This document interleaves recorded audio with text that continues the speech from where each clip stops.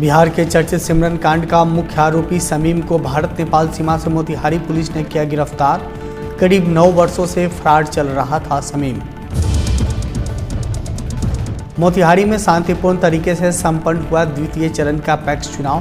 भारी संख्या में पुलिस बल की गई थी तैनाती।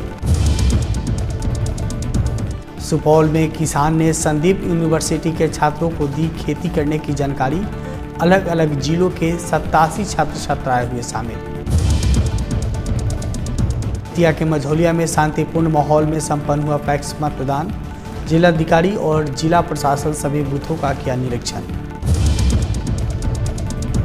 जोनल जूनियर कबड्डी प्रतियोगिता में पूर्वी चंपारण को मिला तीसरा स्थान। राज्य स्तरीय प्रतियोगिता में किया क्वालिफाई। और महात्मा गांधी केंद्रीय विश्वविद्यालय मोतिहारी का द्वितीय दीक्षांत समारोह 7 दिसंबर को। भारत के उपराष्ट्रपति होंगे मुख्य अतिथि। खबरें विस्तार से। बिहार के चर्चित सिमरन कांड का मुख्य आरोपी समीम को भारत नेपाल सीमा से मोतिहारी पुलिस ने गिरफ्तार किया है। करीब 9 वर्षों से फरार समीम से पूछताछ के बाद इस बड़ी कांड में संलिप्त लोगों का पर्दाफाश होने वाला है, जो इस घटना में पुलिस पूछताछ कर रही है। इस सिमरन अपहरण कांड में 2 और आरोपी पहले से जेल में बंद है।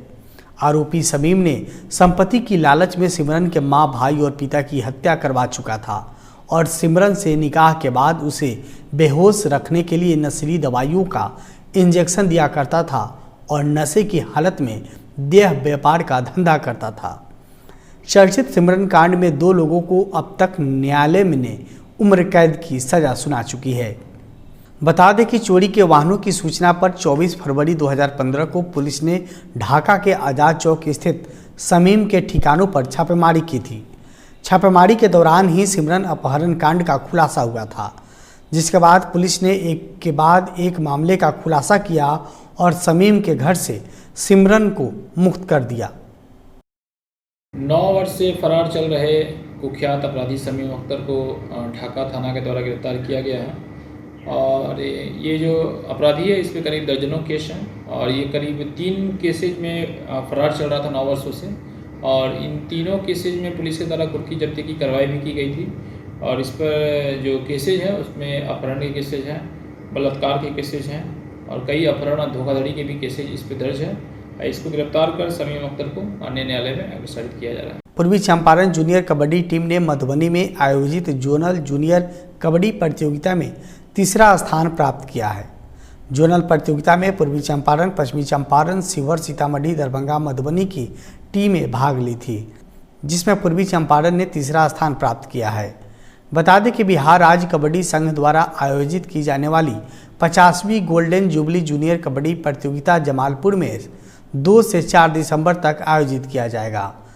वहीं राज्य स्तरीय प्रतियोगिता में क्वालिफाई करने पर चंपारण में खुशी का माहौल है। बता दें कि जोनल प्रतियोगिता टीम तीसरा स्थान प्राप्त करने वाले टीम को वापस आने पर स्थानीय खेल भवन में खिलाड़ियों का भव्य स्वागत और अभिनंदन समारोह आयोजित कर मोमेंटो और पुष्पगुच्छ देकर सम्मानित किया गया। और हमारे गार्जियन प्रोफेसर साहब तो समझ लीजिए कि अब इन लोगों की आशीर्वाद जो मिला प्लेयर को आज। बेतिया के मझौलिया प्रखंड अंतर्गत 20 पैक्सों में बने सभी 73 बूथों पर सुबह 7 बजे से मतदान शुरू हुआ। सुबह में कड़ाके की ठंड के बावजूद भी मतदाताओं में काफ़ी उत्साह देखा गया। सभी बूथों पर भारी संख्या में पुलिस बल और दंडाधिकारी को तैनात किया गया था। पैक्स निर्वाचन 2024 मतदान के दिन पूरे प्रखंड में 73 मतदान केंद्रों पर कड़ी सुरक्षा और विधि व्यवस्था के बीच शांतिपूर्ण वातावरण में चुनाव संपन्न हुआ।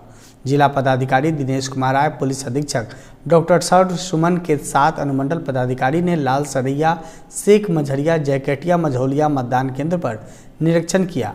साथ ही मतदाताओं से भयमुक्त वातावरण में मतदान करने की अपील की। का चुनाव है, इसमें मझौलिया प्रखंड में चुनाव संपन्न हो रहा है। बहुत ही पारदर्शी तरीके से, स्वच्छ और निष्पक्ष तरीके से, और मतदाताओं में काफ़ी अभिरुचि है पैक्स चुनाव को लेकर। इसके लिए पर्याप्त मात्रा में दंडाधिकारी और पुलिस बल की प्रतिनियुक्ति हुई है और सारे देख रहे हैं, अधिकारी लगे हुए हैं। पुलिस अधीक्षक महोदय के द्वारा भी सुरक्षा के व्यापक इंतजाम किए गए हैं। पर्याप्त मात्रा में पुलिस फोर्स और पुलिस पदाधिकारी की व्यवस्था की गई है और हम लोग भ्रमण कर रहे हैं। कहीं से किसी प्रकार की कोई शिकायत नहीं, बिल्कुल ही शांत ढंग से चुनाव संपन्न हो रहा है। Thank you.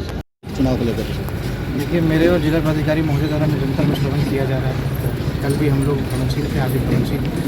इन जगहों पे जो संवेदनशील जगह है वहाँ पे जिलाधिकारी और पुलिस पदाधिकारी और साथ में प्रचुर मात्रा में जो बल है उसकी प्रतिनिधि की गई।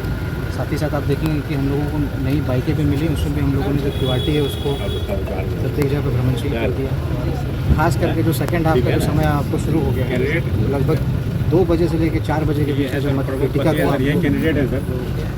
गणना स्थल है वहाँ पे ले जाना रहता है। रजगरी में जब उसको जमा करने जाएंगे तो वहाँ पे मेन जो सुरक्षा व्यवस्था है उस पर हम लोग ध्यान दे रहे हैं और आशा करते हैं कि जो ये चुनाव है जो मझौलिया प्रखंड में किया जाएगा ये शांतिपूर्वक रहेगा और भविष्य में भी जो चुनाव होने वाला है जो अन्य 3 फेज बचे हुए हैं उसमें भी हम लोग सुरक्षा के दृष्टिकोण से शांतिपूर्वक चुनाव करें। नल नील वेलफेयर फाउंडेशन खगड़िया और संदीप यूनिवर्सिटी सुजोल मधुबनी के संयुक्त प्रयास से BSc एग्रीकल्चर 7वें सेमेस्टर के 87 छात्रों का एक दल 1 दिवसीय औद्योगिक परिभ्रमण कार्यक्रम के तहत सुपौल जिले के रानीपट्टी गांव में किसान भूषण भिखारी मेहता के कृषि केंद्र पहुंचा, जहां बिहार के अलग अलग जिलों के 87 छात्र छात्राएं शामिल थे। कृषि क्षेत्र में पढ़ाई कर रहे छात्र छात्राओं को आधुनिक कृषि तकनीकों और औद्योगिक अवसरों से परिचित और इसका प्रशिक्षण से उन्हें खेती किसानी की क्षेत्र में नई तकनीकों और संभावनाओं को समझने का अवसर मिला। बता दें कि कृषि केंद्र में किसानों और छात्रों के बीच गहन चर्चा और प्रशिक्षण सत्र आयोजित किया गया, जिसमें किसान भूषण भिखारी मेहता ने वर्मी कंपोस्ट से जैविक खाद्य निर्माण की प्रक्रिया, केला खेती के फसल की आधुनिक विधियाँ, कला हल्दी खेती के विशेष औषधि फसल की खेती, बागवानी और पॉली हाउस के नियंत्रण वातावरण में खेती, ऑयल प्रोसेसिंग यूनिट के बारे में बताया। जैसे आम का बडिंग कैसे किया जाएगा, लीची का लेयरिंग कैसे किया जाएगा। आम तो वेनियर विधि से तैयार हो जाता है, लीची है, अमरूद है, आंवला है, ये लेयरिंग से तैयार होता है, तो इस पर बताए हैं। दूसरा, वर्मी कंपोस्ट का क्या महत्व है। वर्मी कंपोस्ट आज ज़मीन में हर जगह किसान अंधाधुंध रासायनिक खाद का प्रयोग कर रहे हैं और जिसके चलते ज़मीन का सारा उर्वरक शक्ति समाप्त हो चुका है। पौधा में कोई रोग प्रतिरोधक क्षमता बचा ही नहीं है। उसको कंट्रोल, एक ढंग का बीमारी लगता है, उसको कंट्रोल करने के लिए एक पर एक हायर पेस्टिसाइड और कीटनाशक डालते हैं और जिससे जो साग सब्जी तैयार होता है वो जहर के रूप में तैयार हो रहा है और वही हम लोग खाते हैं। इसलिए आज कोई स्वस्थ नहीं है, यही मेन वजह है। इसके लिए सबसे पहले हमको ज़मीन को शुद्ध स्वस्थ बनाना है। जब मेरा ज़मीन स्वस्थ रहेगा, रोग प्रतिरोधक क्षमता आएगा पौधा में, उतना हायर पेस्टिसाइड डालना नहीं पड़ेगा, तो ये अभी शुद्ध हमको साग सब्जी और अनाज मिलेगा। हम लोग वर्मी कंपोस्ट के बारे में सीखें। वर्मी कंपोस्ट कैसे बनाया जाता है, उसको कैसे तैयार किया जाता है, फ्रेश कैसे तैयार किया जाता है, कैसे उसका प्रोसेस है। उसके बाद हम लोग देखें यहाँ पर लीची लेयरिंग कैसे होता है और फिर हम लोग मैंग्रोव के बारे में थोड़ा बहुत जाने, मैंगो का फसल देखें और उसमें कैसे ग्राफ्टिंग किया जाता है। उसके बाद हम लोग अभी बनाना ट्री के पास आए हुए हैं जिसमें बहुत सारे डिजीज़ जो हो गया है उसको कैसे क्योर किया जाए, उसके साथ कैसे अच्छे से उसको बनाया जाए जो कि आगे जा कर के वो डिजीज़। महात्मा गांधी केंद्रीय विश्वविद्यालय मोतिहारी का 2वीं दीक्षांत समारोह 7 दिसंबर को आयोजित किया जाएगा। दीक्षांत समारोह के मुख्य अतिथि उपराष्ट्रपति श्री जगदीश धनखड़ होंगे। मोतिहारी के राजा बाजार स्थित गांधी प्रेक्षागृह में आयोजित होने वाले दीक्षांत समारोह में उपाधि प्राप्त करने वाले विद्यार्थियों को नई शुरुआत के लिए प्रेरित करेंगे और कार्यक्रम के दौरान प्रत्येक विभाग के शीर्ष स्थान प्राप्त करने वाले छात्रों को स्वर्ण पदक और प्रमाण पत्र देकर सम्मानित किया जाएगा। विश्वविद्यालय के कुलपति प्रोफेसर संजय श्रीवास्तव ने कहा है कि दीक्षांत समारोह केवल शैक्षणिक सफलता का उत्साह नहीं है, बल्कि यह वह क्षण है जब हमारे छात्र दीक्षांत के बाद एक वैश्विक नागरिक के रूप में अपनी जिम्मेदारियों का एहसास करते हैं।